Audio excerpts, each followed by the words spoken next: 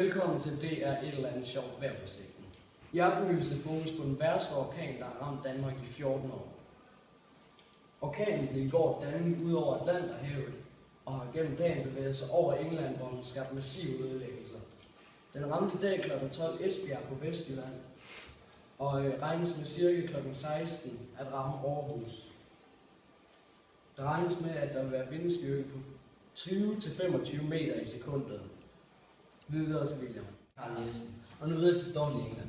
Stormen i England har skabt materielle skader i millionklassen, og der er indtil videre mellem 3 døde og flere sårede. Stormen har også ødelagt huse, så der er mange, der står hjemløsende.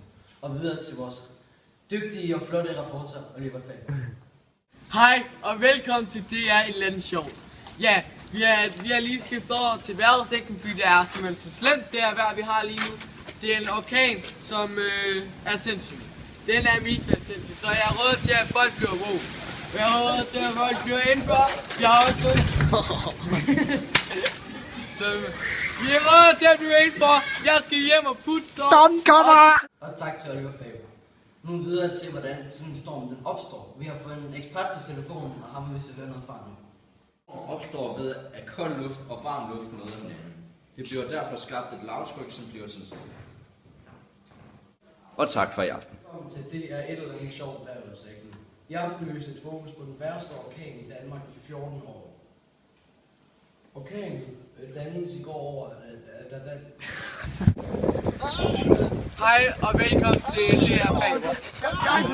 Det er meget, meget voldsomt vejr. Jeg er Kjær Hansen, som er meget beskadeligt og er meget farlig, og det bliver meget, meget værre det her vejr. Nej! Okay, vi skal lige have en Hvad er det til? Nu videre til England. Stormen i England har skabt skader i millionklassen, og der er indtil videre 3, der er meldt døde. Og der er flere, der er såret. Stormen den har ødelagt huse, så der er mange, der står hjemløse.